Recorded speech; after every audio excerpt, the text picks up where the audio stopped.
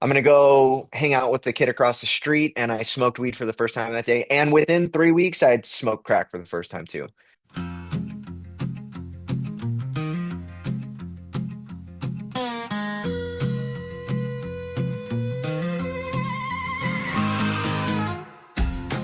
Hello, welcome to the Strong and Sober Podcast, episode number 32. We are a weekly podcast about strength, sobriety, and all things in between, whether it be mental, physical, emotional. Strength comes in all kinds of shapes and sizes. My name this week is Mateo, and you'll find out why in just a moment. But joining me, as always, is my lovely, radiant, not so smiley today co-host. I don't know, I didn't prepare a clever thing to say about him. I normally do. I'm just really bad at that right now. But Mr. Lucas Weaver, Oh, what's up? how are you today, Luke? I'm good. Good, We good. should do like when you announce me, we just need to get like a round of applause clapping for. I need to bring back the soundboard with all the little beer, beer, beer, beer. Like, oh, look at that. Look at that. If you're watching a video, you see how pro our guest is already. He's got that shit ready to go. Yeah. Well, have already buried the lead, but we have a special guest this week. His name is Matt. Therefore, I am Mateo this week. He has a podcast called My Last Relapse. It's an incredible show. You can check him out on Instagram and see some of the clips or go listen to the entire show. We were talking about it a little bit before we got started. And yeah, very, very interesting for us as to how we should be running our show. But Matt, thanks for joining us here. And thanks for having me. I really appreciate it. Yeah, I mean, so I mentioned your Instagram and I was going through it, and your story is intense. You were homeless in downtown San Diego, multiple arrests, lots of different substances that you were using, bank robbery, and now you've turned it around. You were helping others recover, you're building treatment centers. So before we go backwards, tell us about who you are today. Yeah. The person that I turned into today was 100% dictated by the experiences that I've had my entire adult life, which was under the influence of heroin for sure the whole time, but meth and everything else under the sun. So every piece of pain and suffering has dictated the person that's sitting in front of you today, right? And so all of that is valuable. All of that is worth experiencing to be able to be doing what I'm doing today. Because without my lived experience, I would have absolutely no value in what I'm doing, right? I'm not formally trained. I have no formal education. I have no professional acumen. I have nothing to point to say, like, this is why I'm doing this, other than my experience. So at this point in your life, do you feel, well, your podcast is called My Last Relapse. So Mhm. when was your last relapse? How long have you been clean and sober? And do you feel like you were at a stable point, or you feel like you were still rebuilding? So I was 3.5 years clean when I relapsed. I relapsed for 11 days, and my clean date is 4/14/2024 now. 414. Okay. So you're coming up on almost a year. 2 years now, almost two 2020. Oh years. God. Yeah. It's 2026. Yeah. I'm still living in the past. Speaking of living in the past, what's the biggest difference between who you are now and who you were then, even 2024, and then the 3.5 years before that? So the 3.5 years before I relapsed, um, I I would definitely say that there was like a lot of building going on, but the biggest difference between who I am today and that person and the person that was using is dependability, right? The personality is a lot of the same. There's a lot of rough edges. There's a lot of like imperfection. There's a lot of things that are still evolving.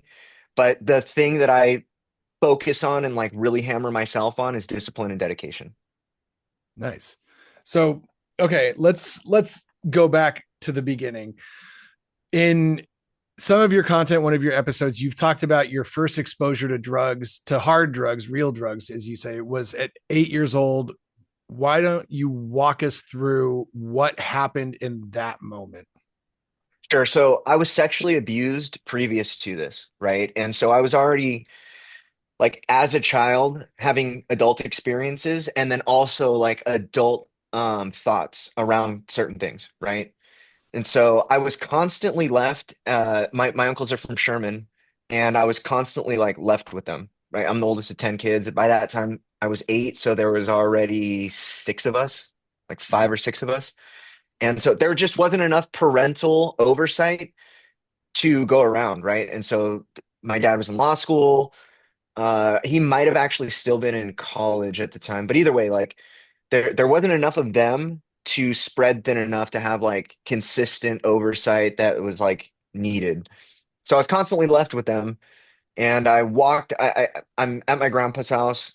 His wife has gangbanger sons, and I walk into the bathroom, and my uncle's like doing a shot of heroin, and he's like, "Shut the door! Shut the door! Shut the door!" So I walked in and shut the door, and from that moment forward, I didn't really know what that was or what that meant, but I knew for sure from that moment forward that I would do it one day.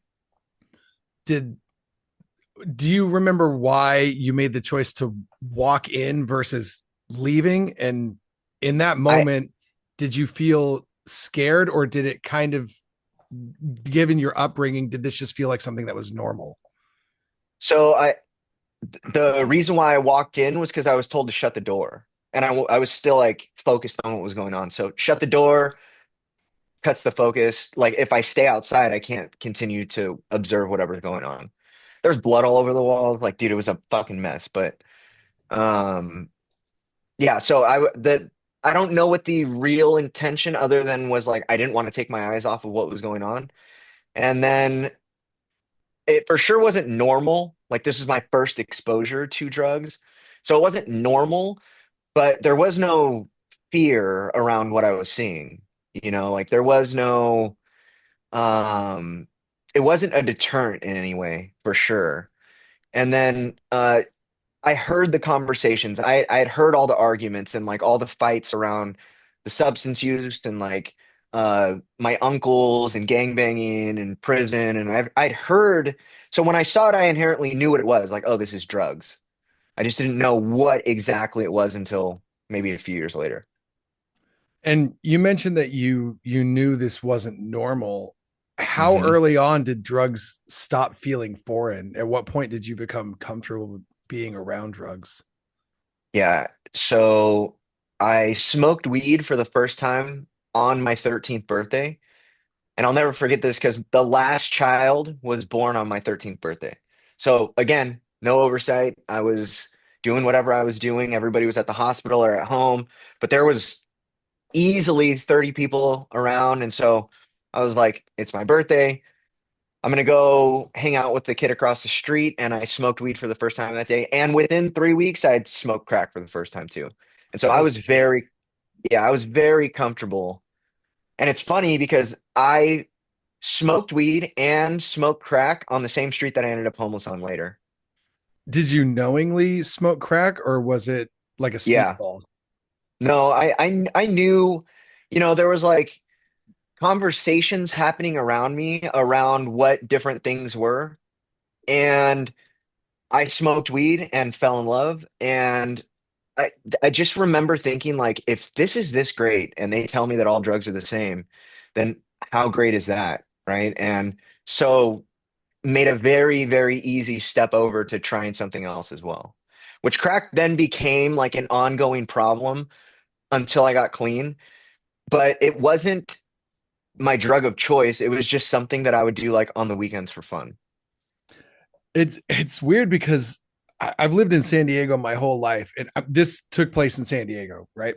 Oh yeah. Yeah, You yeah, yeah. mentioned you mentioned Sherman. You don't really hear about crack here very much. Yeah. You hear Unless about you're, meth a lot, but yeah, not really crack. yeah. Unless you're on 17th and Imperial or like 17th and Commercial or like 16th and 15th. And remember, this is like when there was still like homeless encampments down there. Like this was, let's see, it was 22 years ago, 23 years ago now. So this is like the homeless communities have changed drastically over the years, but it was a very healthy scene at the time. And then there's like waxes and wanes down there, but like so unless you're on those streets, yeah, I mean, I've done drugs in every small town in San Diego as well. And yeah, that's where you do crack is on that street. The funny that you mentioned those streets, and I worked at 32nd in Imperial Oh and yeah. 28th in Imperial, and I went to a gym on 16th and Commercial. You remember the family gym there with the big Yeah. sliding? I went to that gym, and like it freaked me the fuck out having 17th Street right there. You've talked about 17th Street. We'll get into that a bit, but there's like lots of homeless encampments around there, and when you're trying to Hmm. go to a gym and park your car there, it's a little nerve wracking. And I definitely had no idea of the extent of drugs that were going on over there. Um, so you in some of your interviews, you've mentioned that it would be really easy for you to point to things that have happened to you and say, this is why I use, this is why I do drugs. But you are a big advocate for taking accountability and knowing that it was you that made the choices. Looking back, the sexual abuse and the upbringing and the incident with your uncle, how much do you feel like that shaped what the Matt that was to come? So I will say this. There was like when I was 16, I got arrested for the first time. And that like shut the gates on my future. First felony at 16. And that shut the gates on like the future that I had planned. If that didn't happen, I would have probably gone to law school and practiced law. But I am thoroughly convinced that somewhere around this time in my life, I would have imploded. And I would have still ended up down there. And I would have still fucked everything up. It's like there was something in me that had to satisfy whatever that need was. And so I mean, I could say that like, yeah, all of us can, right? We're all in recovery, right? Right. Okay. All of us can say that there is trauma or there was like contributing factors to why we ended up in these places or why this happened or this decision was dictated by the experience over here or this person did this to me and this is the result. All of us can do that. And that's perfectly fine. People do it all the time and it tracks linearly and it tracks logically and it tracks emotionally and it tracks according to the science as well, right? Like obviously like A plus B plus C equals D, like, and this is the way that they have really extrapolated out these problems. But for me, I realized after my last relapse that I could continue to point to these things, but if I continued to point at these things, there's a high likelihood that I'll use again. 'Cause I had to take full accountability for every aspect of it, regardless of whatever the external stimuli was. I had to take responsibility for me.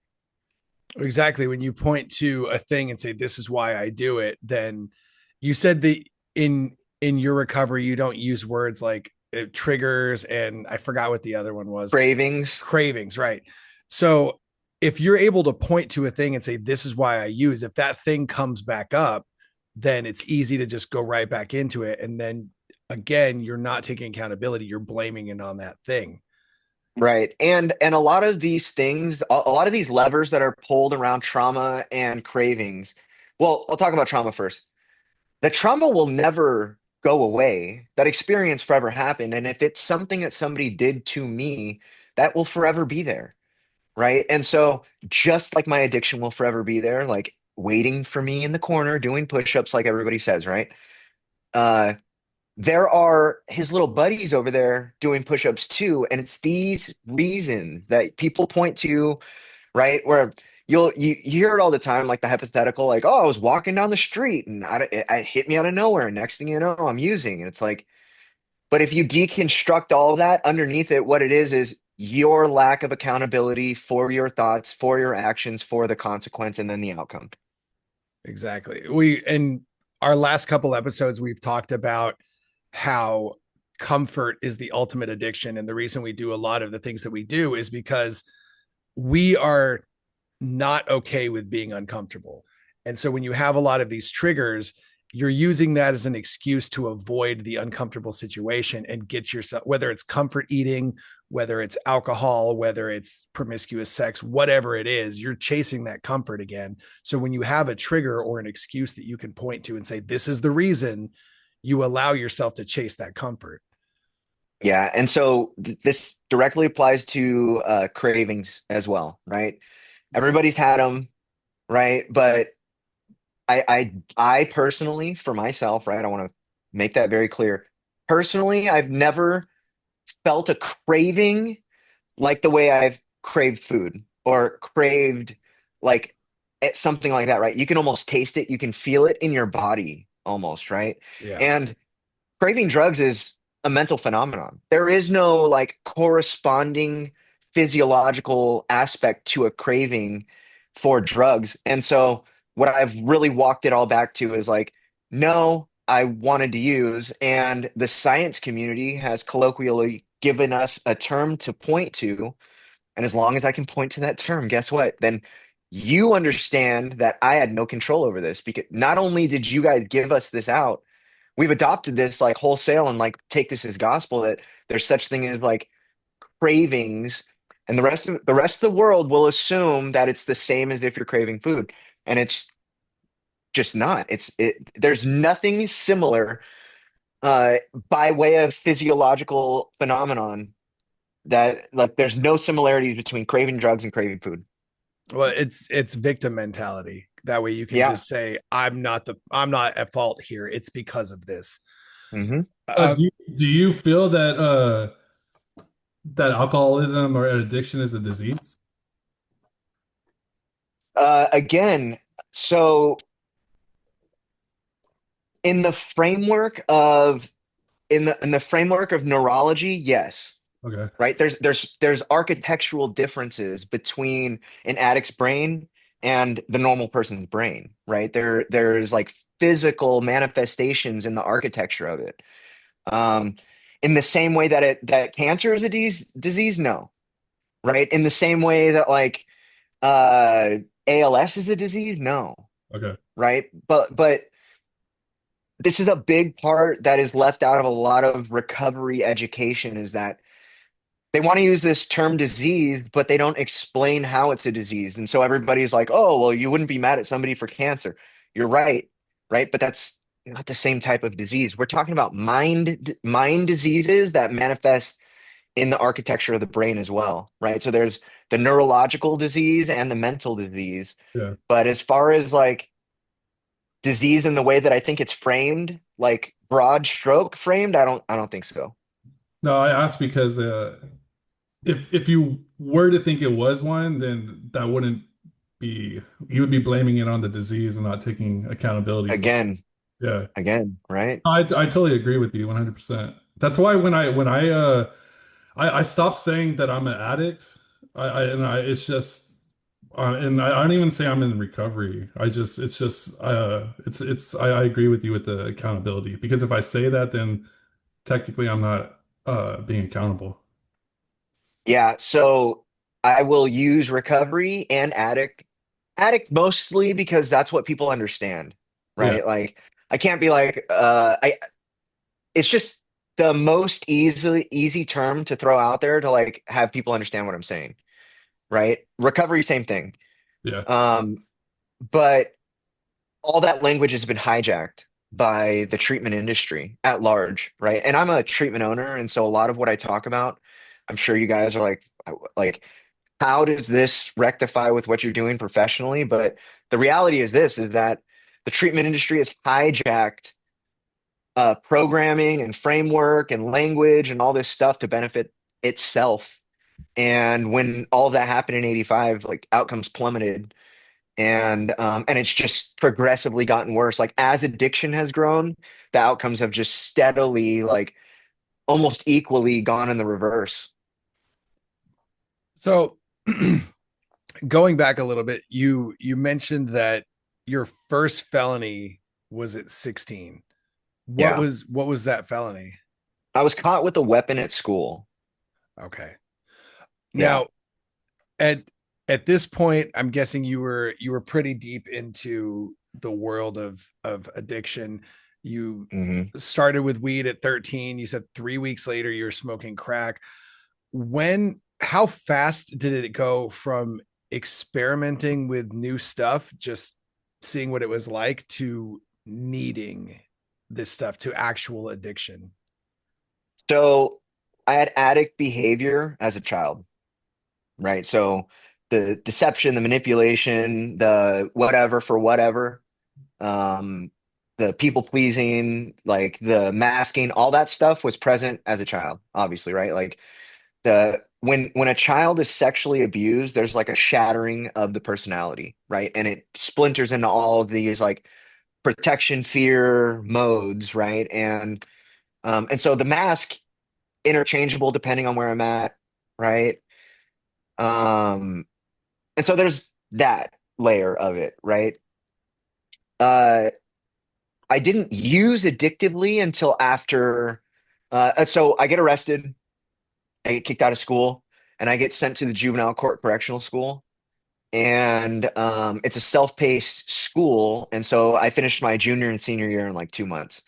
And now I'm just at home, like doing nothing with nine younger siblings in the home. And now this is where, like my future's gone. My parents hate me. I hate my parents. I'm not doing anything, like no structure, no responsibilities, nothing. Right. And it was like, okay, what am I going to do? And it was like, I got made the chauffeur. They're like the family chauffeur. They called me Diet Coke. Right. Like, Why Diet Coke? yeah, 'cause that's all they would say, Diet Coke. And I'd go off to the store and get more Diet Ah, Coke. Right. And I was like, and like became the chauffeur, and it was like they would just give me money for the day and like take these people here and do this, and here's gas money and here's this. And it was like, okay, like I could support smoking weed and fucking around and just skating all night, right? And then show up whenever I've got to take people to school or whatever. And then just I had no direction. And that, like I said, like there were heroin dealers at my school. Okay. And I was friends with all the drug addicts, and like, but I was also friends with a lot of people, right? Like I was able to travel amongst all the different circles, right? I was the water polo captain my sophomore year, like the varsity water polo captain my sophomore year. And so that kind of like opened that world to me. But then where I really wanted to be was with the drug addicts, because the both of the things that I love is there. It's girls and drugs, right? So that was like really where I focused the most development of that personality. Okay, like I wanted to be the drug addict, like promiscuous kid that also could do all this shit over here or whatever.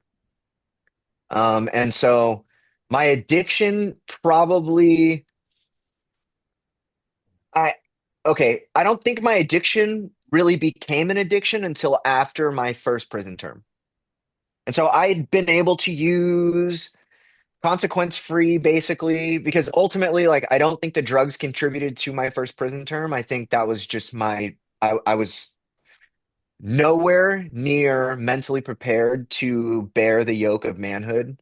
And I got married, we got pregnant, like it was just a lot way too fast. And there was a lot of like anger and like just a bunch of like unresolved issues. Although there was drug use, I don't think it became a full-blown addiction until after my maybe during my first prison term. And which drug was the addiction at this point? So my introduction to heroin happened like right before I turned 17. Okay. And that was like the continuity of my addiction was with heroin all the way through until I got clean. So this was after you graduated? After I graduated, it's You funny said you that got a my diploma, so it's I graduation. did. I graduated, and of my six, there were six classmates. Five of them went off to prison after graduation, Oh, and then there was me. So you've mentioned that at one point you were using 8 different substances daily. Yeah. What what does daily life even look like at that state? Yeah, sitting in a hotel room with just people in and out all day, and they're all doing different drugs and they're all doing different things, and like prostitutes and drug dealers, and like we had a dude in the bathroom like printing $50 bills. Like it was a fucking mess. And so it was. first of all, I love all drugs. Like when I'm using, there is nothing that I won't use. And so if you got it, I'll use it. And if I liked it enough, like I'll buy some. And if I buy some, like I'll end up tacking that on to the daily use as well. Because I know you've mentioned weed, crack, heroin, meth, Xanax. A lot of Xanax. What else was there? So at the end, it was also PCP and let's see, PCP. That's pretty much it. There's There no was like a lot of, there's huh? fentanyl. It was before fentanyl came around.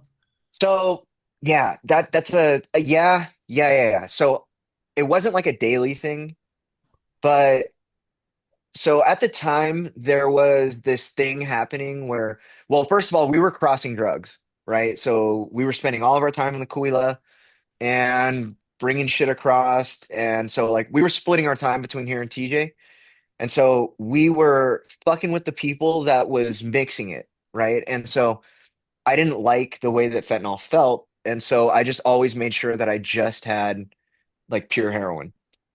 Um, but the thing about like that whole time period was there was still fentanyl getting in all the heroin. And so it ended up becoming a thing where in order to get the effect that I wanted, I also had to use fentanyl, but it wasn't, and they called it fire, right? Like you could buy fire off the streets and it was like 75% heroin and 25% fentanyl. And so that became a thing, but it wasn't that I wanted to use fentanyl. It's just it was in everything. Like it was in the meth, it was in everything. Yeah. So at this point, you were talking about you would have to use the fent in order to get the feeling that you wanted. So while you were doing 8 different substances daily and doing any kind of drug, were you chasing a high or were you just avoiding a crash? Yeah, it was definitely avoiding a crash. And like as the availability dwindled, like you could see me prioritizing like having the heroin, right? So like, and if there was ever a choice between like be sick and do meth, I would just be sick. So was there any point during all of this that you thought that you had control, or did you think that you Oh didn't have no. There was absolutely no delusion about, dude, no, no, definitely no delusion about like I'm in control of this thing. I knew. So after my first prison term, I came to a crossroads, right? Where it was like I watched my uncle, the guy that molested me, I watched him systematically burn every bridge and opportunity that he had with my family, right? And so I get out of prison. I have to like situationally, I have to admit to my dad that I'm using, but of course I didn't tell him. Not only did I use all through prison, but I overdosed 3 days after I got out of prison. This is months later, right? And so I have to like admit to him that I'm using. And of course, when I do that, I say I relapsed, right? Not that I had been strung out the whole time. Mhm. And so this is where like I realized that I was an addict. Actually, was in that phone call, right? Because he like asked, I was like, Dad, I relapsed. And he was like, dude, what are you, just like some kind of addict? And it dawned on me like at that moment, I was like, oh shit, like I'm a fucking drug addict, right? And this is after everybody else already knew, I'm sure, right? Like, or at least like put me in that category. This is like 5 straight years and a prison term of like hardcore drug use, like using recycled needles in prison that everybody else had used too, right? And it's like this is where it dawned on me that I was an addict.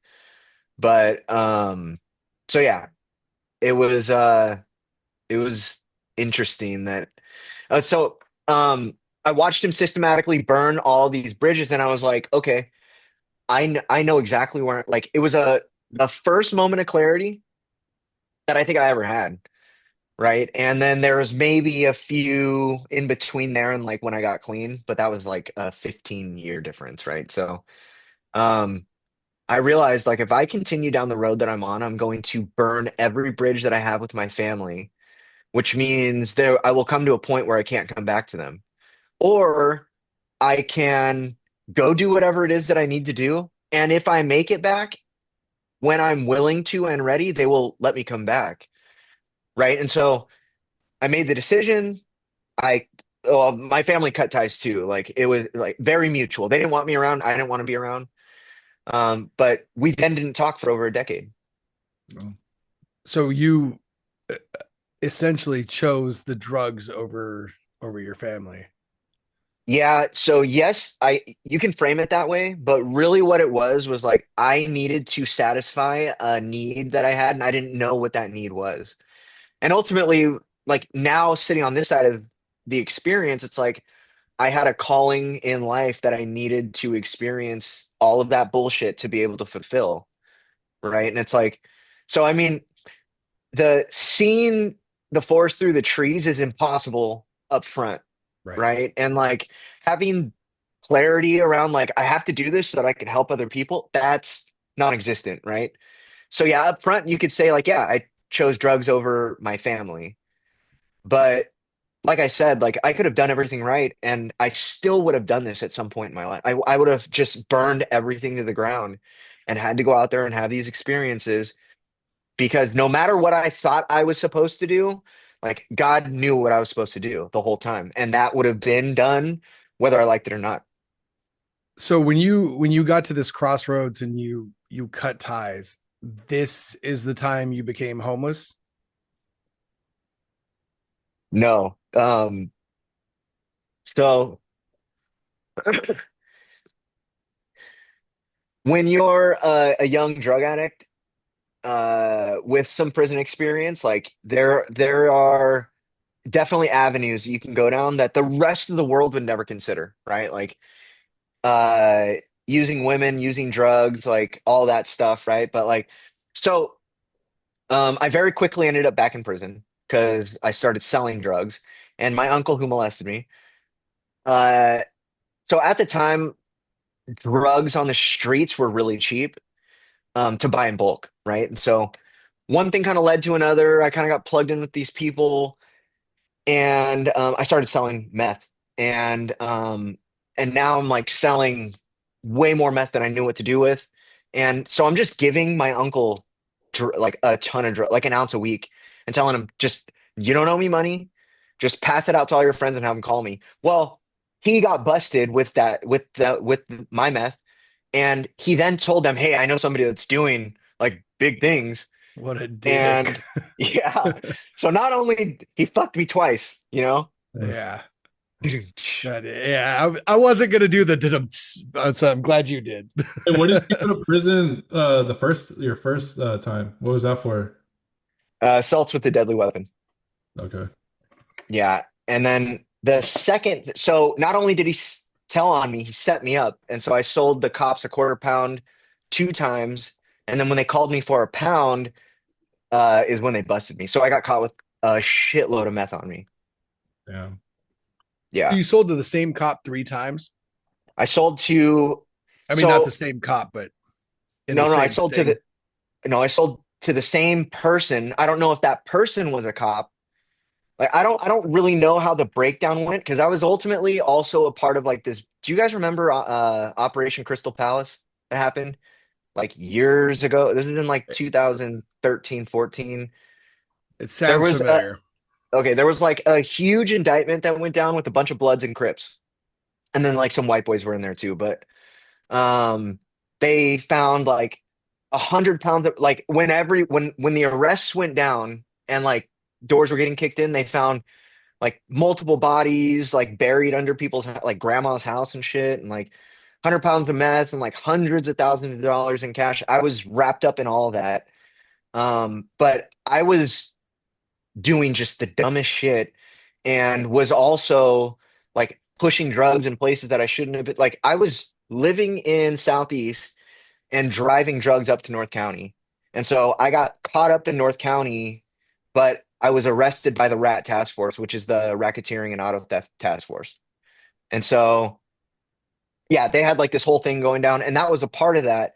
But Josh like got roped into all, it was just a big convoluted mess of like um us making really terrible decisions and the cops knowing every bit of what we were doing because we didn't care. Like My buddy would call me and be like, "Hey, look out your front window." I'd be like, "Okay." And he would drive by, and then two unmarked cars would drive by, and he'd be like, "Hey, are they following me?" And I'm like, "Yep, they're definitely following you." And we're just rolling around with pounds of meth and like smoking dope in cars and like just doing dumb shit, you know? Yeah. And Now, so, oh god, no, go ahead. I was just gonna say I've been totally wondering if you like sold to my brother at some point. I was Like, Ah, did you know a white boy named Dirt? dirt? Dirt, Durt. Yeah. Dude, No, yeah, that's my for fucking sure. brother. He was Huh. huge in meth, like and like hearing all these stories, and I'm sure I was like, dude, he has to know Dirt. Yeah, that so unlike what's going on today, even back in like the early 2010s, like drugs were still a secret society, right? Yeah. And San Diego's a small world, and like that whole southeast to El Cajon, like that is a very specific track of people, and everybody interacts with everybody right there. Oh yeah. Like he somehow seemed to know everybody. Like him and his boy Yeah. Ox. Like Ox was this giant Mexican Yeah. dude. And I'm sure, dude, everybody knew Ox. Like, Yeah. So if I remember correctly, it was a lot of like hanging out in Old Town, and that's where we would meet up with these people. yeah, sounds about right. Yeah. So, okay, when you were homeless in downtown San Diego, Yeah. uh, and you were actually homeless in downtown San Diego during COVID, right? Yeah. What Yeah. what was that actually like? Because I mean, even just walking through, I lived the border of North Park Hillcrest off a park during COVID. Okay. And so I would just go out for walks with my dog and it was dead. It was Yeah. wild. So for Yeah. somebody who lived on the street and especially in an area like downtown where it's just jam packed with people, what was living on the streets during COVID in downtown San Diego actually like? So there's two things that just still blow my mind is like, first of all, we had free reign of the city. The cops wouldn't fuck with you. Like everybody left everybody alone and everybody else was locked in their house.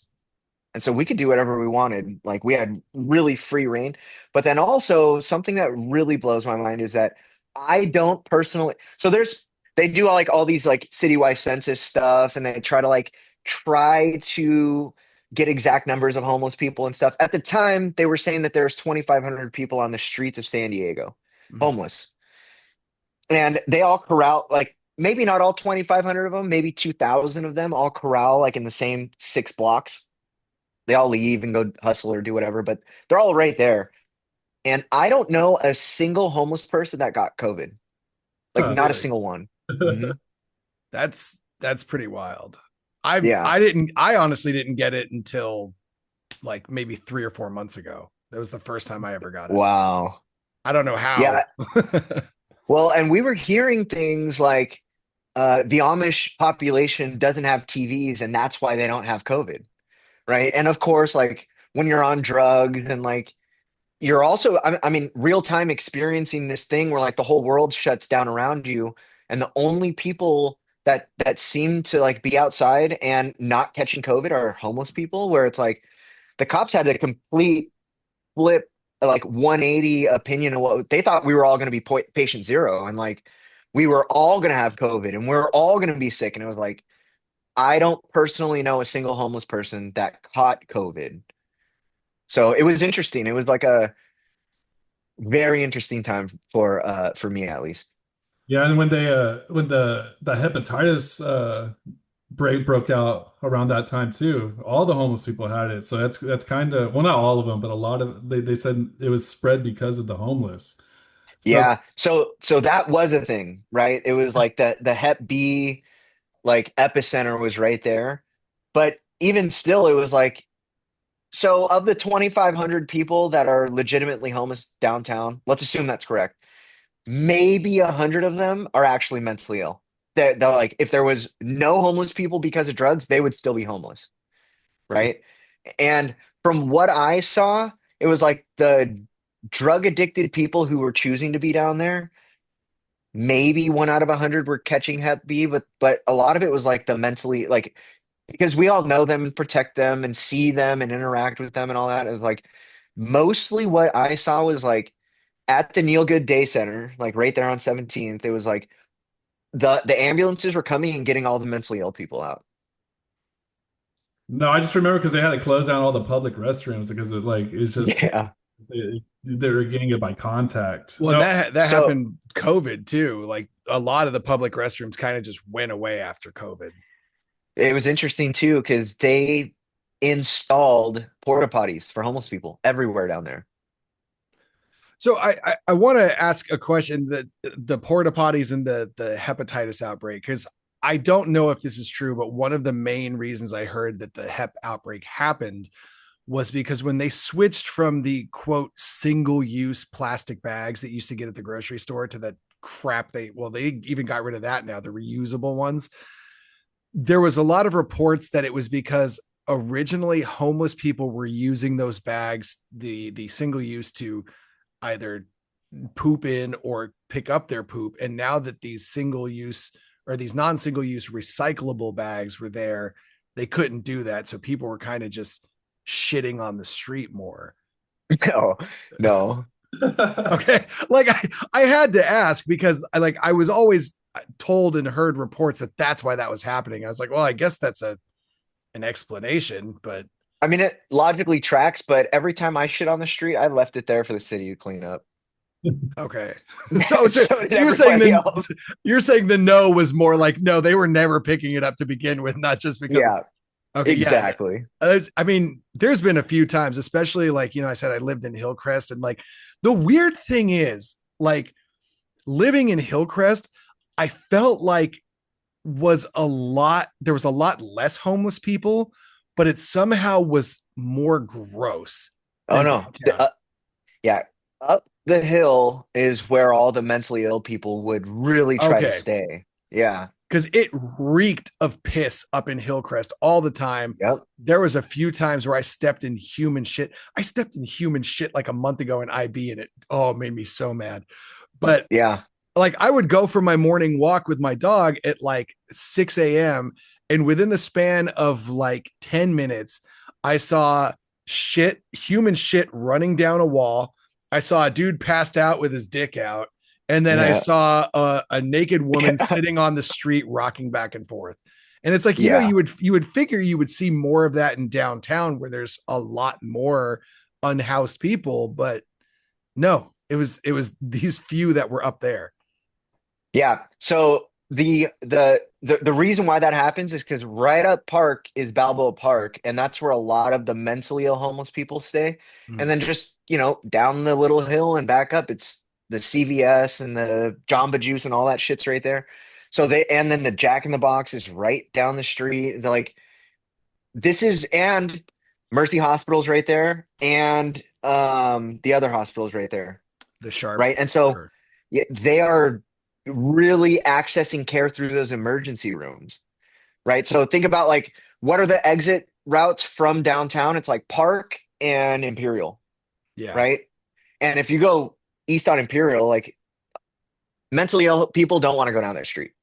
Right. So where are they going to go? They're just going to go straight up that hill. yeah. That actually makes a lot of sense because yeah, it did seem like it was more mentally ill people up there. Hmm. So backtracking to COVID, and I'm not exactly sure how to phrase this, so I'm just going to ask: how did homeless people sustain themselves in downtown?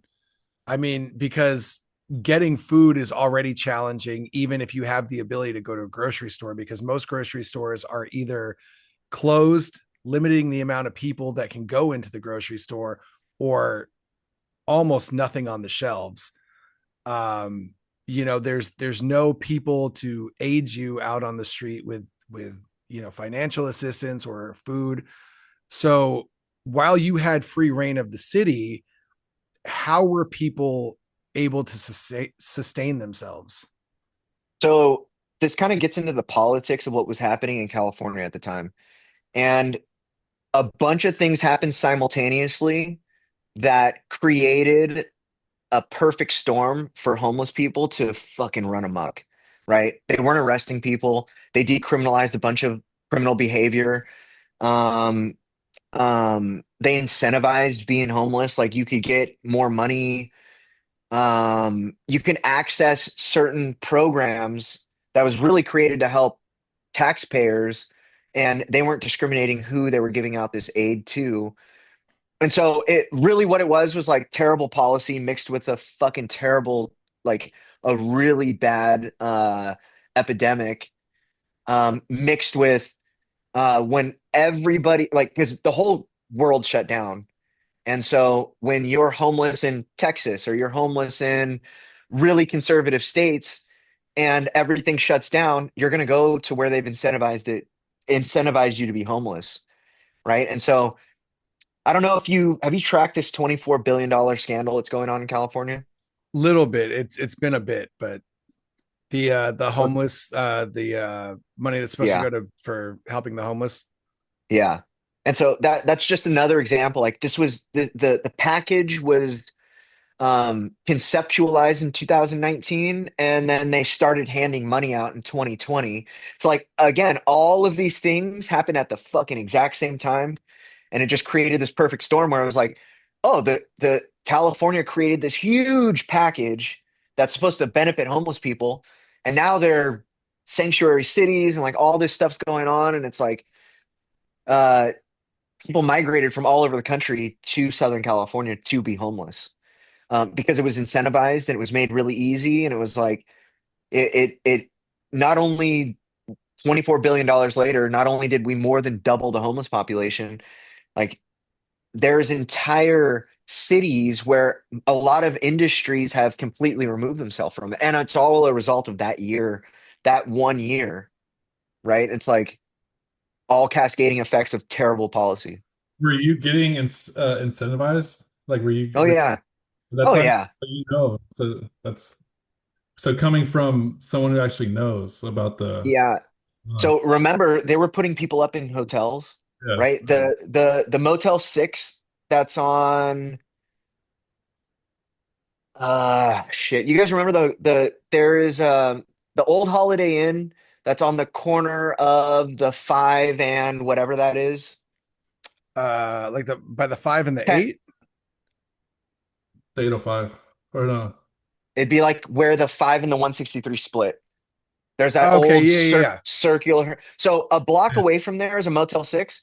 And if you were homeless, you could stay there for free. The Red Lion in Chula Vista, you could stay there for free. Like, and there was a bunch of other hotels that was like, if you want, you can go here. And a lot of people did it, right? We destroyed these hotels.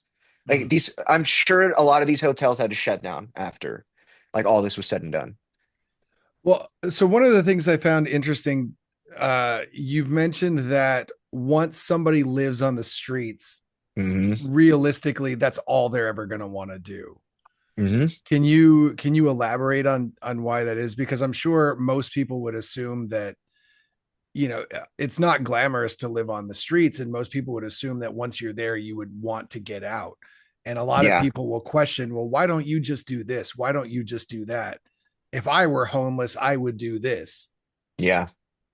Yeah, they're speaking from a position of incredulity, like they and from a lack of experience, right? And it's like you without experiencing the aftermath of situational things that dictate that you become homeless, if you don't have those experiences, right, you'll never fully because remember, it's like a lot of this is addiction driven, or at least addiction is a result of a lot of this stuff, right? Like whatever it is, all kinds of things contribute to why people become homeless. But once you're homeless and you're living that lifestyle, you have legitimate freedom, right? There is a disconnection from society. There's a disconnection from all responsibility, the massive incentivization of being homeless, all of the, like you were saying, right? Like, how do you get food? Mhm. Oh, every day at 4:30, these 6 trucks or this car, all of these outreach people descend upon downtown, and it's like we call them drive-bys. Like, oh, the drive-bys come in, and it's like, they shut down all of these services for normal people, but needle exchange happened every Tuesday and Thursday, like clockwork, right? And it was like our benefits and incentivizations, and it only got better, right? Like now we didn't have to trade in the needles; they would just give us 100, right? Right. Or now, like we don't have to go to the rescue mission; they'll just bring the food to us. Like now we're just not leaving, right? And so it's like there again, it was like the miscalculation of what would benefit or hurt people contributes to why they end up stuck there. But so yeah, the all kinds of different circumstances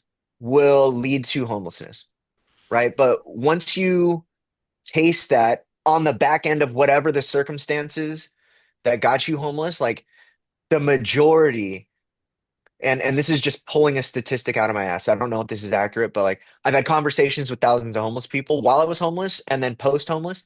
The majority of us want to stay there for the rest of our life if we can. Well, so you mentioned the drive-bys and you've talked about 17th Street specifically and how 17th Street was kind of the spot to be. And part of it was because that's where the deliveries happened and all this other stuff. But you say that there were rules to stay on 17th Street. So Yeah. what were those rules? Like what did it look like? And was there structure inside of the perceived chaos?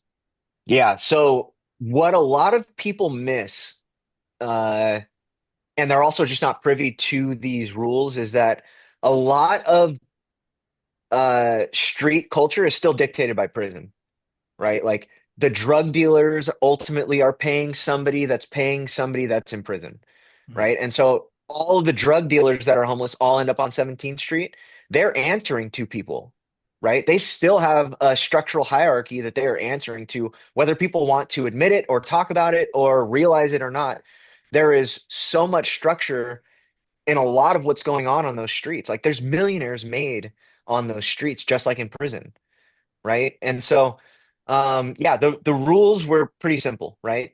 Keep your shit clean and no stealing, right? And then there's like subcategories of rules that go on after that. Like there are political rules and like a bunch of other governing stuff. Multiple gangs are in the same place.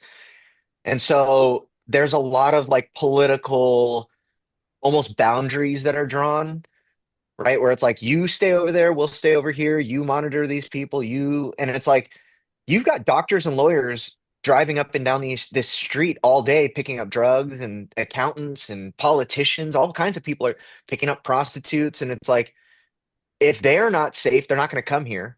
And so there's like uh unwritten only oral traditions around like what it actually means to have a tent on 17th Street.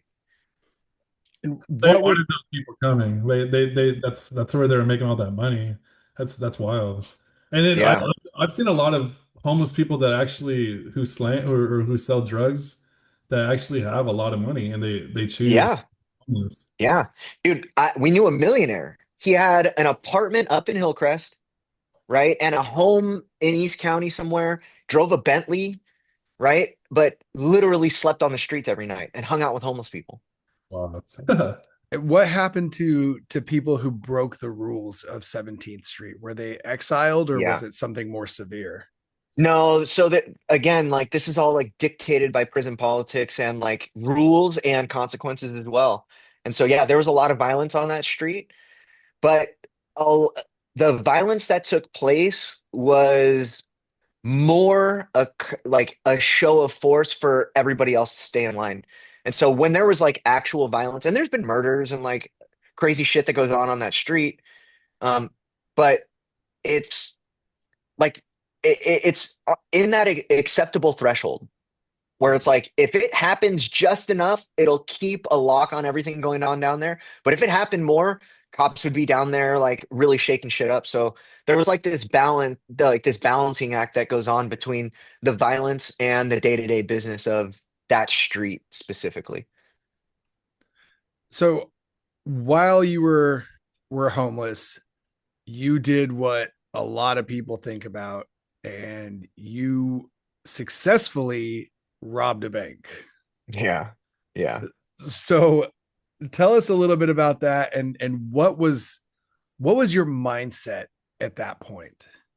I don't know if I'd call it a mindset. It was like lack of having a mind. At that point, I was so fucking just distorted and delusional. Um, but I'll make a very long story shorter. And I was involved with people who were robbing banks and doing other shit. And this was years before I robbed this bank. And so there were also like strategically people inside of these banks that had worked like family members, girlfriends, friends, or whatever that would like feed information to this gang about these banks and okay, one guy's girlfriend got a job at a bank to learn policies and procedures of a bank, right? Mhm. And then from that, like learned the laws, figured out what can actually be done, and then they built a whole hustle around like robbing banks, right? Going to different cities and states and robbing banks. And I had all this information. Like the most important thing is that they cannot legally tell you no. Like once you say it, they're by law, you can sue them.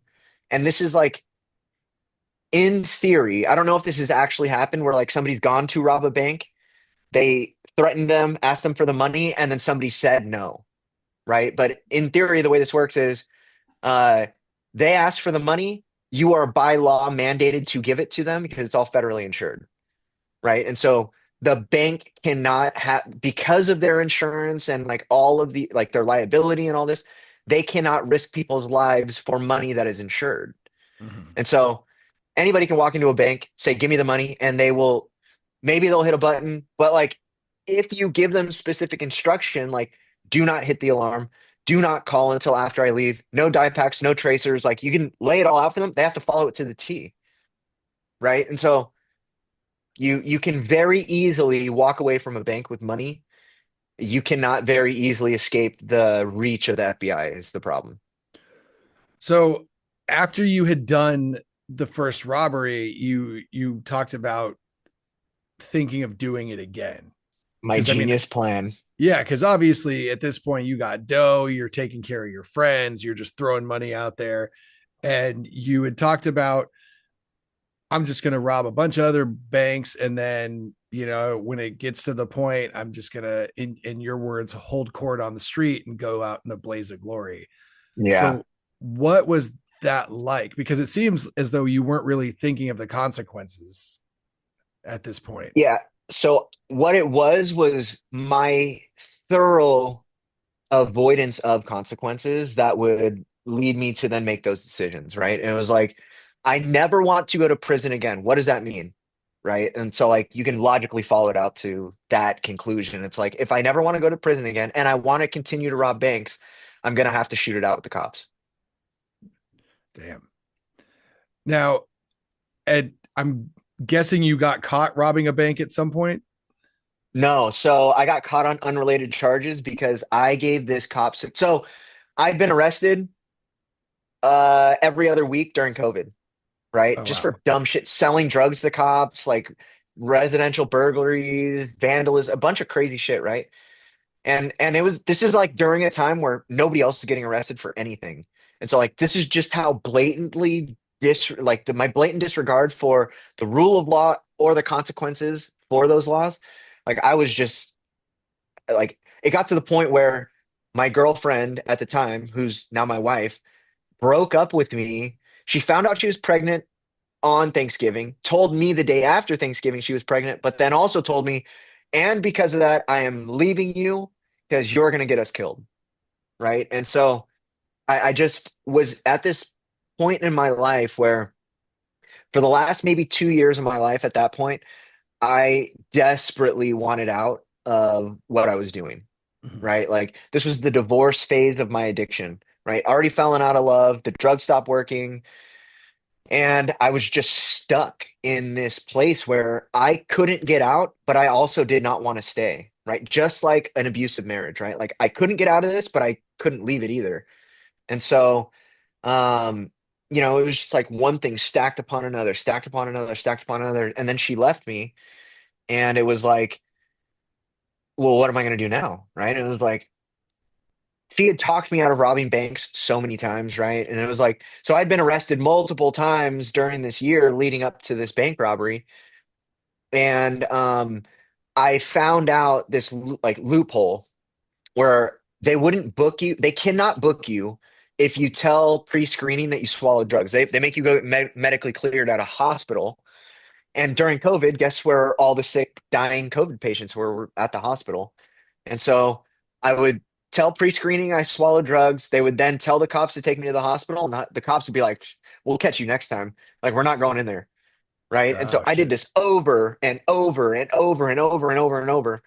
And RoboCop pulled us over, and I gave this dude such a hard. It took him 12 hours to book me, and he was so upset with the situation that I put him in that the next day he was looking through the APBs. I don't. So I found all this out on the FBI website. You can go check it out. Like you can go on the FBI website and search my name, and all this is on there. Like it tells the story of how they came upon me, and really it was that cop was looking through the APBs, saw my face, and then called the lead investigator and said, "Hey, I arrested your guy yesterday, and he's booked in Central." And so the FBI came like maybe 3 or 4 days later and interviewed me. So so this cop was just like, you know what? Fuck this guy. And Yeah. so was it one of the arrests that was the wake up call to I know you've mentioned that it was the falling out of love with the drugs, but was it an arrest that led to the eventual getting clean, or was it the your wife or your girlfriend at the time leaving? I wish I could say that it had more to do with the pregnancy, right? I wish I could say that like I had this conscience that it was like I had to be a father for my daughter.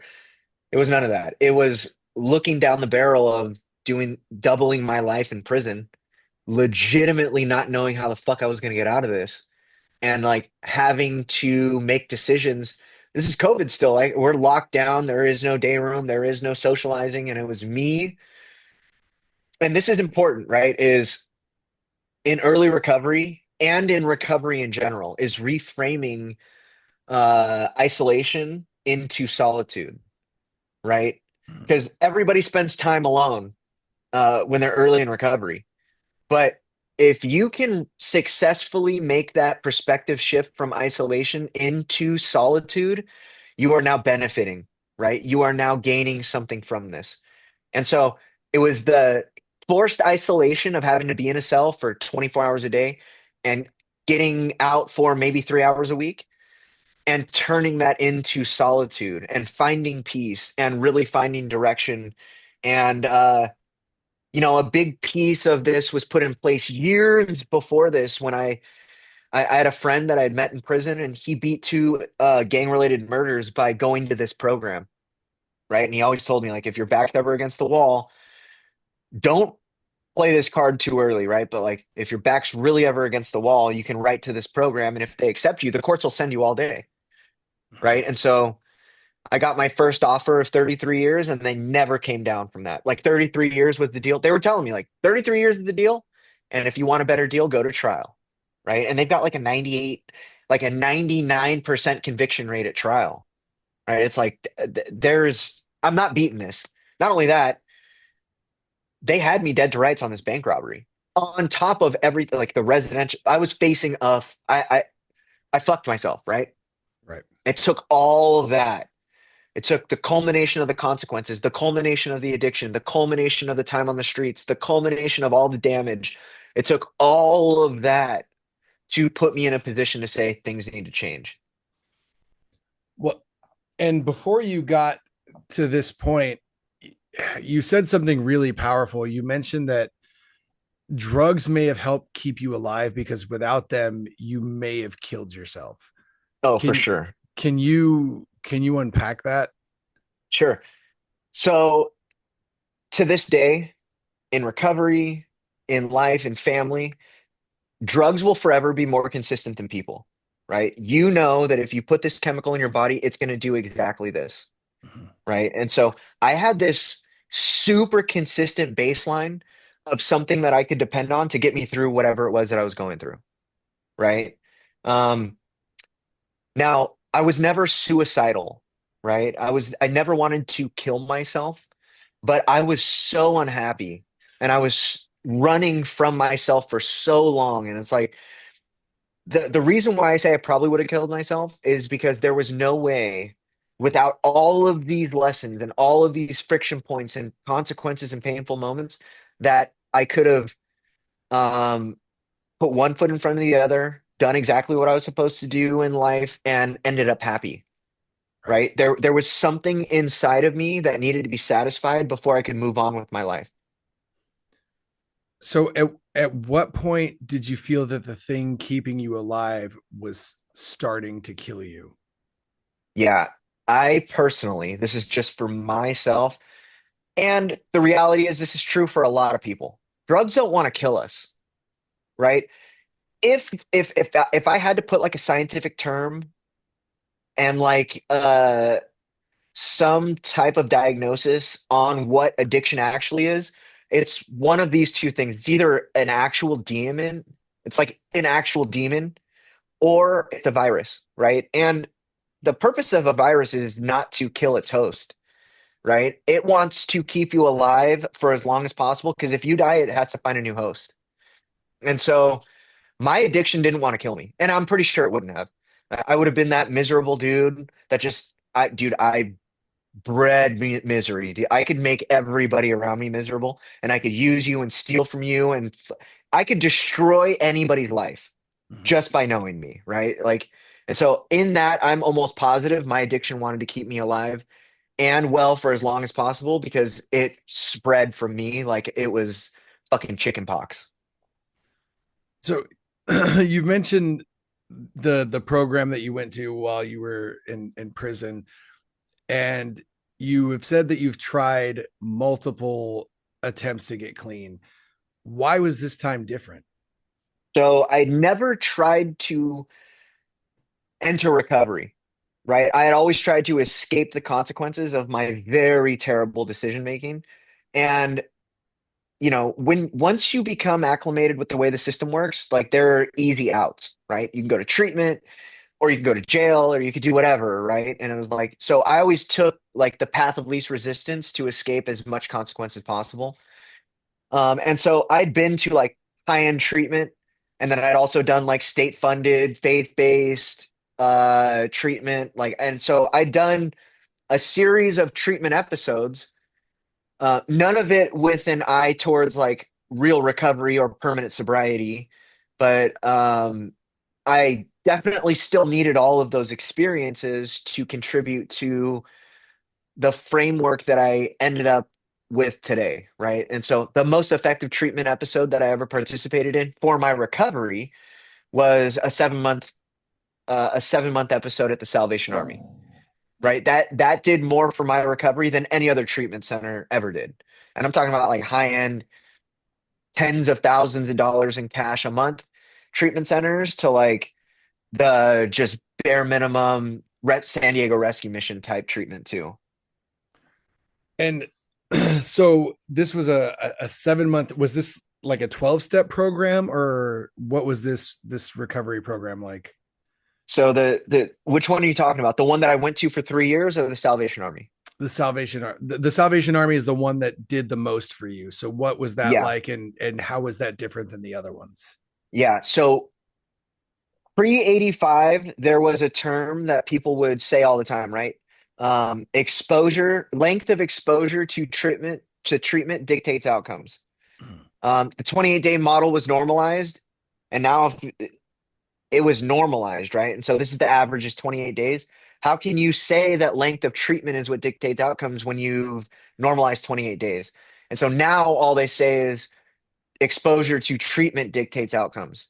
And so my experience at the Salvation Army was that not only was it long term compared to what's normal, but they also helped me realize that I like to work, right? And so they put you in this situation where it's like, look, you can stay here for free, right? All we ask is that you go to church twice a week and you work for us.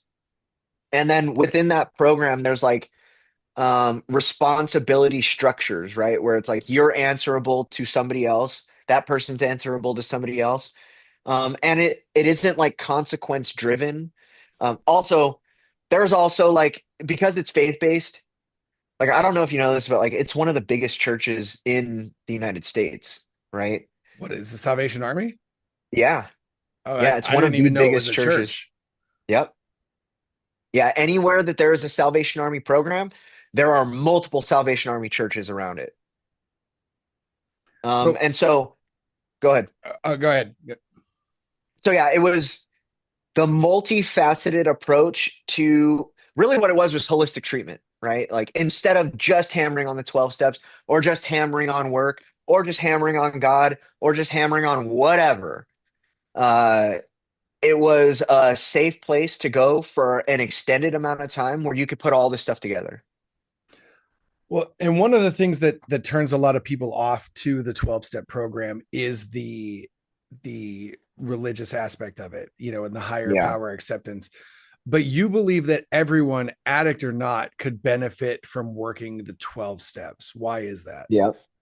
So, okay, just up front, I'm not a 12 step participant, right? I don't go to meetings.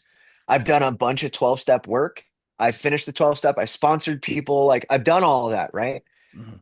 Um, there is no fault in the actual work of the book, right? Everybody, it doesn't matter what your problem is. It could be food, it could be workaholism, it could just be inadequacies as a father. But because of the introspective nature of the 12 step program, everybody deserves to deserves to, right? They owe it to themselves to put themselves under that microscope and look at themselves honestly and nakedly at least once in their life. So you think that 12 step is less about sobriety and more about self honesty and forcing accountability? Okay, so yes, I think that so this is factually true. In 85, like post 85, the 12 step program was hijacked by the treatment industry. And now you are connecting consequences to something that was supposed to be like a solution, but then you're also forcing people to participate in something that was supposed to be voluntary, right? And so you've cut off the legs of effective recruitment for the treatment center because you're there, it's consequence driven and it's involuntary. Okay. So separate the rooms from the book, right? Mhm. And there is no fault that you can find in and it also very clearly lays out that minus the rooms, it is no longer a religious program, right? This is about you putting yourself under a microscope and developing a relationship with whatever God you choose, right? And so 12 step minus the rooms, it really becomes about the work, Right. right? But I mean, there was a point in time where those two things melded together flawlessly and they had almost 100% success rate, right? And they talk about it like in the book it says there's only two people that cannot interact with this and get clean, and it's people who are born fundamentally incapable of living a life that requires rigorous honesty, and psychopaths. And so it's like in a day and age where we have a 98.5% failure rate, and not only 98.5, it extrapolates out from there.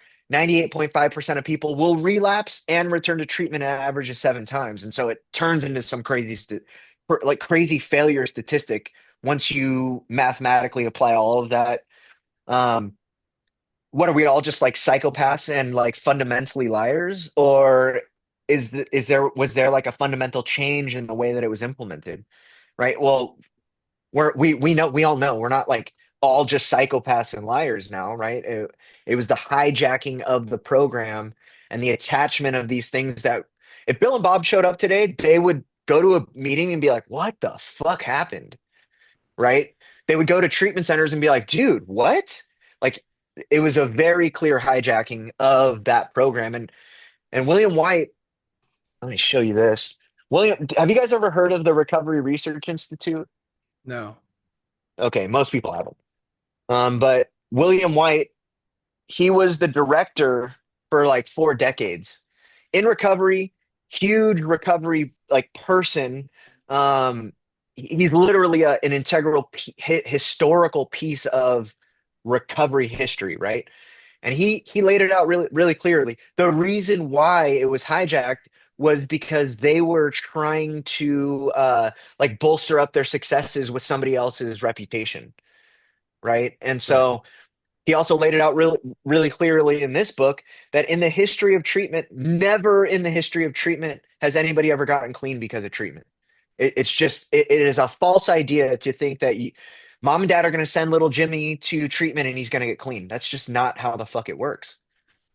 So with any kind of recovery, whether it be 12-step programs, whether it be, inpatient treatment or white knuckling, with so much of it being about accountability and self-honesty and actually looking at yourself, how important do you think peer support is when compared to self-willpower? Okay, so um, if we could apply like a hierarchical structure into a recovery pathway, I would say that the very baseline, like lowest rung on the totem pole would be peer support, right? And that as a model, um, that should be like the first lily pad around education, self-realization, like all of these things, right? People ask me all the time, like, oh, do you think he's ready? It's like nobody, like you'd be surprised at the people, and I'm constantly shocked by the person that actually gets clean, right? It's never who you think is going to get clean, like has sustainable long-term recovery. Like never did anybody think I would get clean, right? And so that was a shock in itself. But you can see it in other people's recovery where it's like, oh, this person's got his shit together and he's like going to do really well and he's fucking constantly relapsing, right? And then that person that everybody's like, this is it's a hopeless case. We're just going to try to turn this into like a horticulture experiment and plant some seeds and like all the, like all of the regular language around recovery and treatment gets applied to that person. Treatment resistant, chronic relapser, planting seeds, all these things. But it'd be that person that shocks everybody, right? And it's like the introduction, because there's so much attached to the 12-step programs now as far as consequences, and it isn't voluntary anymore. Most people are forced into those rooms, whether it's circumstantial or relational or whatever. Most people are forced into those rooms. It's actually completely flipped. Before, when Bill and Bob were doing their thing, this was literally the last stop on the block. It was like you were either going to die or get sober. Whereas now it's like little Jimmy gets caught with some weed and he gets sent to the rooms, right? And it's like Right. a complete flip on the way the whole script has flipped, right? Like now it's a preventative measure versus the last stop on the block. And so the importance of peer support is that um, treatment happens in facilities, right? Recovery happens in the community, right? And so the peer support aspect of it, and there's let's clarify what I mean by peer support. There's a peer support model, and then there's peer support in practice, right? Uh, Peer support model is what ultimately I am hanging my hat on for helping people, right? So there's a model that I'm employing, but then also I tell people all the time, if you're going to get clean and not help people, just stay using because you're fucking useless, Right. right? Like we don't need you if you're not going to do shit to help somebody else. So just stay using or get to work, right? And so the peer to peer, and it's all experience based. Like we have highly educated professionals in the treatment world that they're teaching recovery concepts and educating people on recovery based on a book, right? None of it is experiential based. And how much credibility does that person have?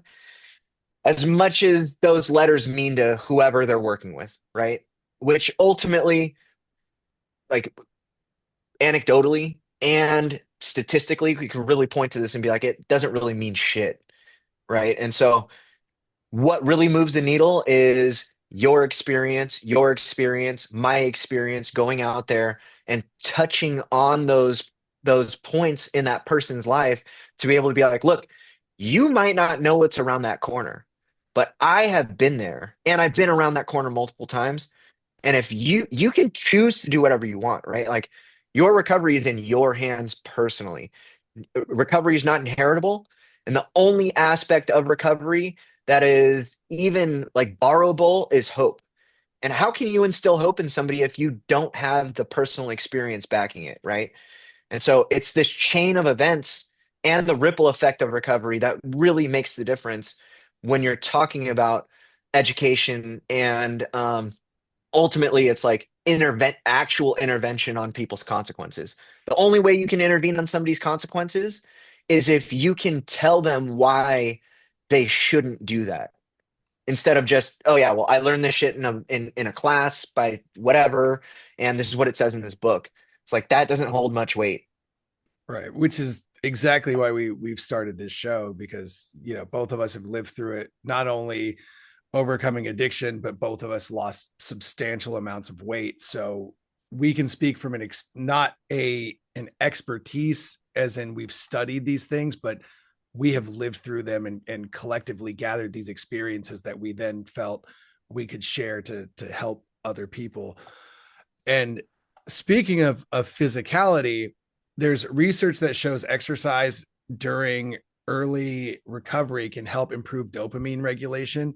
And you yourself have stated that you believe that the physical component of your recovery is one of the most important things that led to your recovery. Yeah. And you've lost a substantial amount of weight yourself. You posted Hmm. recently like a before and after picture, and it's crazy the amount of difference. So can you touch briefly on how the physical fitness aspect came into your recovery and how you feel that has influenced your recovery? Yeah. So I successfully left the 12-step programming because I put in the physical component, right? I reached out to somebody that I have a lot of trust and respect for. And he told, like, dude, I was going to multiple meetings a day.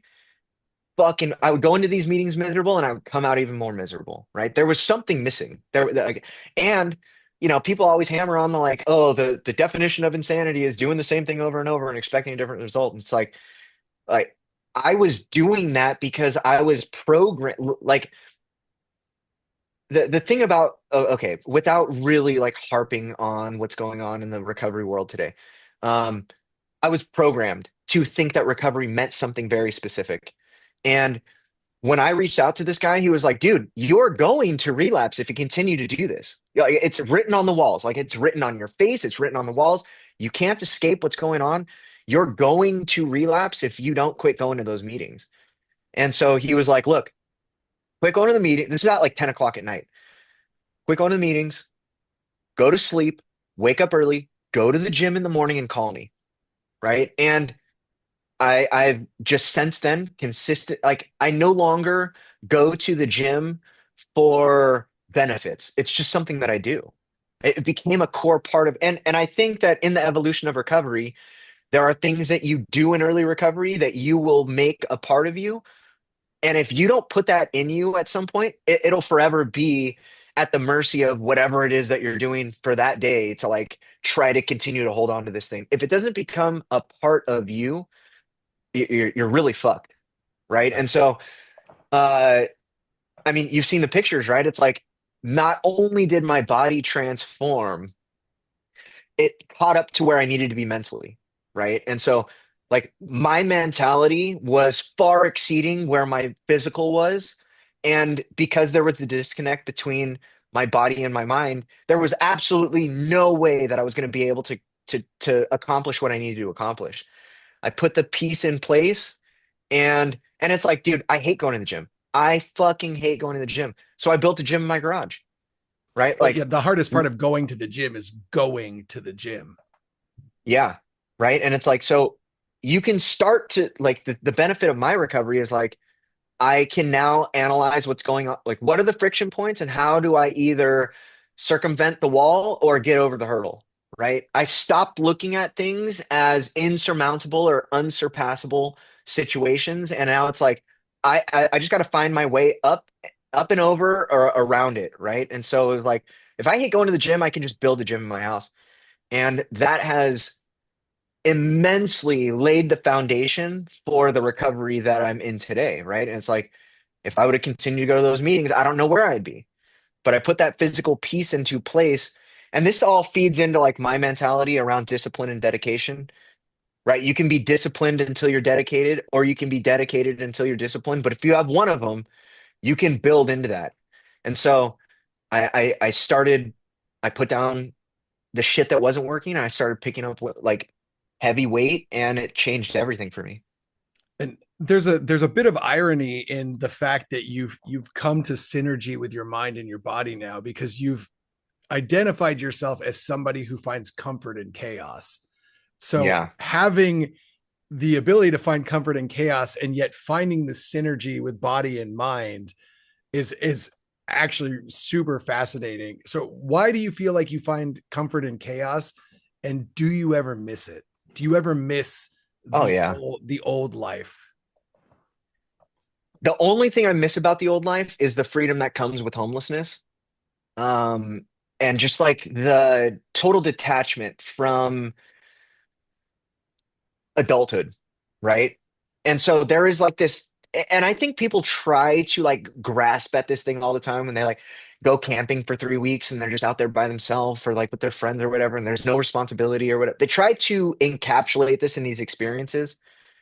Um, that being said, I wouldn't trade it. Like I wouldn't choose to be homeless again and clean, because the life that I've built has really, really showed me like the benefits of order, right? But you can still have order in chaos. And trust me, I have a fucking chaos. I have a 4 year old and a 2.5 month old, and I'm building these businesses, and I have chaos still, right? But it's so amongst all the chaos of my life, I found a continuity, right? I found this grounding factor in the drugs, right? And so I have all this chaos around me. How am I going to find this grounding? What is this grounding factor going to be? A lot of people find it in whatever, right? Like you could point to all kinds of different things that people do.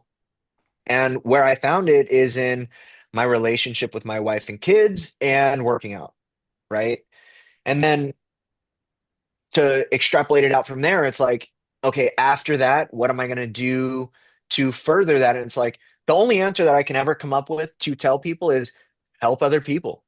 Like that is if you're not doing anything else, you could be 3 hours clean, you could be 3 months clean, you could be 3 years clean or 3 decades clean. If you're not doing anything else, if you are getting outside of your health, outside of yourself and helping other people, you have a foundational piece to stay clean. And you've said that you don't regret your past because it's brought you to the place that you are now. Do you For think sure. that's peace, or do you think that's perspective? Okay, so um definitely perspective, right? And I don't think that I will have the blessing of peace until much later in my life, right? I started really fucking late in my life to try to like get my shit together. And so I don't think I've earned peace to be able to say that it's peace. Um, but I imagine that somewhere down the line, maybe 3 decades from now, like when I can look back on my life and say, I can't even count how many people I've helped. I can't even count how many families I've helped. I can't even count how many individuals I've helped. I think I'll find peace in that.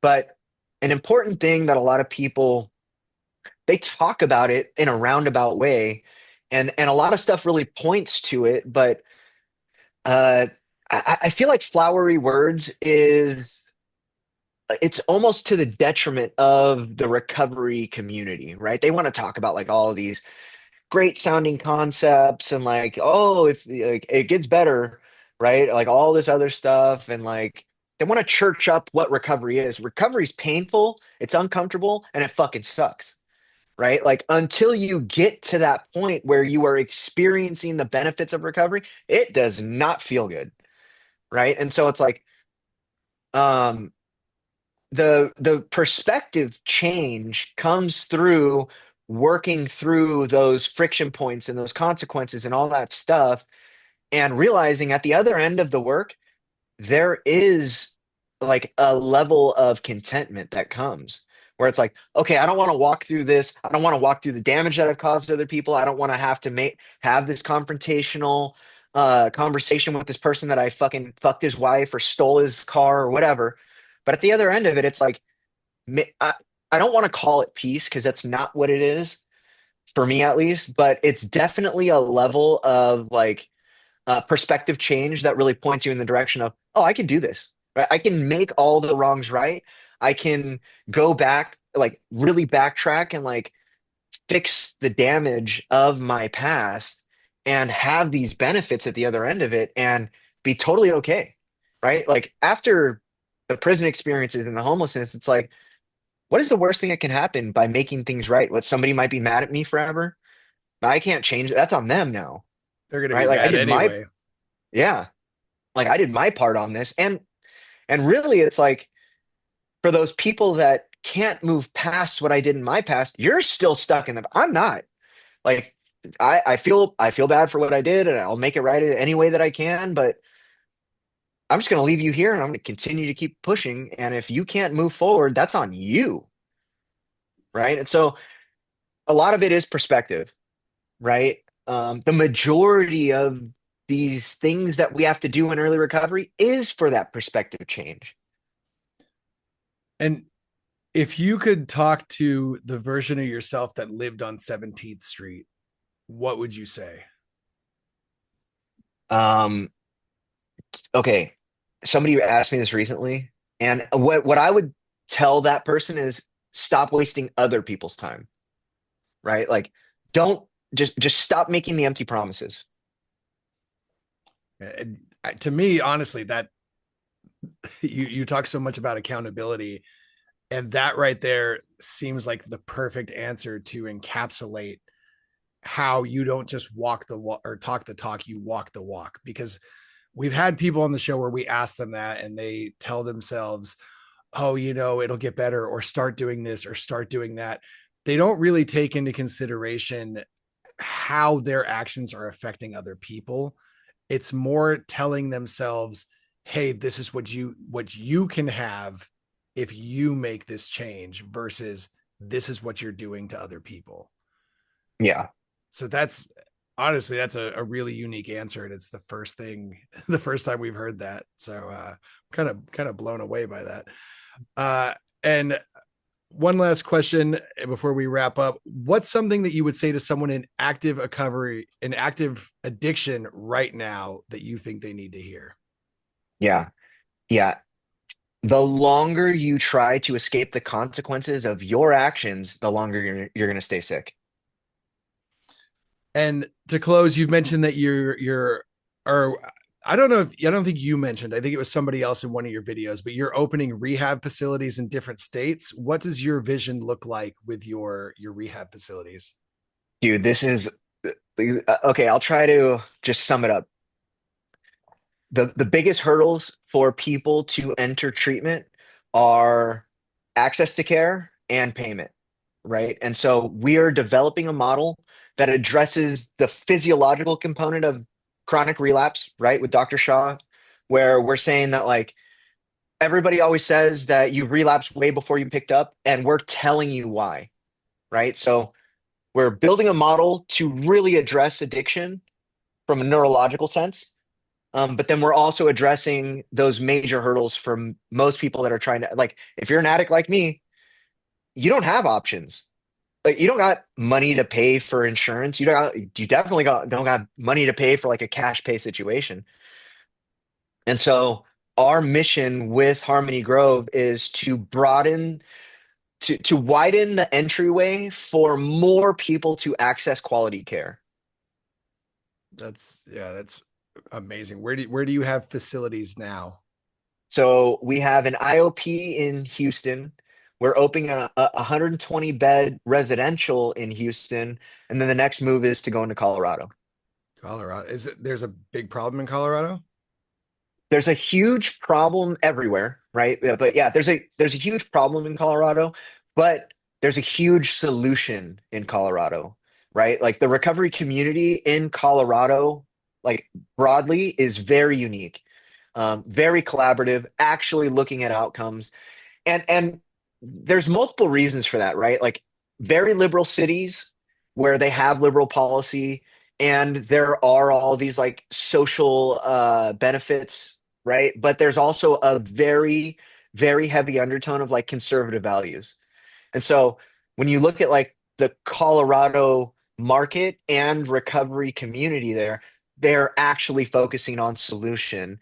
And so you can look at California and Florida as like and like New Jersey, Connecticut, like a bunch of other places as like a prime example of recidivism in the treatment industry is worse than than in prison, right? Like the average person is accessing a treatment episode 7 times before they get their first year sober, not the rest of their life, just one continuous calendar year of sobriety, right? And it's like the average person that gets stuck in the system will return 3 times before they get stuck there for the rest of their life, right? So it's worse than the prison system. And treatment centers are paying their bills with their return clients. And there's a lot of standard operating procedure that is normalized in the treatment industry. That my question is, are we setting people up for failure in the hopes that they make it back? If the answer is yes, then we are sacrificing lives to make money. And if that is true, then is there like an inverse of that? Like, is there a solution that's based on sacrificing money to save lives? And the answer is very clearly yes. The problem is, who starts treatment centers is people in recovery. we, a lot of us that start treatment, we have like this altruistic, bigger vision. We implement like really quality programming. The problem is we are financially and physically irresponsible and incapable of running a multi-million dollar company for an extended amount of time. And so what ends up happening is they sell to private equity. And if you follow the money back, not even that far, right? The biggest private owners of treatment in the country is Blackstone and Madison, or BlackRock and Madison, right? So BlackRock, Madison own treatment centers, but what else do they own? Like this has Everything. happened playing there. This is playing out in real time in Congress right now. They own medical providers and hospitals, and they own the pharmaceutical companies, the producers, the manufacturers, the sellers, the pharmacies. Like they own everything. And so the treatment industry became a bridge between the medical industry and the pharmaceutical industry for a specific demographic of people. And there is continuity between the trading of the clients and like they bottom line is they're not focusing on getting people clean. They're focusing on lessening the consequences of decisions so that they maybe eventually get clean. But if they never do, that's better for them because these are returning customers. Yeah, exactly. Well, Matt, this has been a very deep and informative episode. Thank you so much for coming on and sharing your story. And will you tell everyone where they can find you, your treatment facilities, your Instagram, all of the stuff you would like to plug and share? Okay, so the plugs, let's see. Um, HarmonyGroveBH.com. That is the treatment center's website. Obviously, we're in Houston, but it doesn't matter where you're at in the country. If you call, we will help you with placement. We have a really good connection around the country to other treatment centers. So if you need help, you can reach out. We'll point you in the right direction. You can find all the contact info there. Find me on YouTube at My Last Relapse, right? It's like YouTube/My Last Relapse, or you can just search for My Last Relapse. My Instagram is Matthew.handy.17. And other than that, like you can actually contact me. I talk to people all the time or whatever. Um, One thing that I will be starting that I'm actually going to push is I'm going to be doing like online sober coaching. Um, and so that hasn't started yet, but there will be links up eventually once all that gets started. Cool. Well, thank you so much. And thank you guys for tuning in. If you enjoyed the show, please make sure to like, share, subscribe, rate us 5 stars, because that helps us get in front of more viewers and listeners and helps us help more people. Also, check out Matt's podcast, My Last Relapse. You can follow us on Instagram at Strong and Sober Podcast. You can follow Luke on Instagram at Luke Weaver. That's LVKE.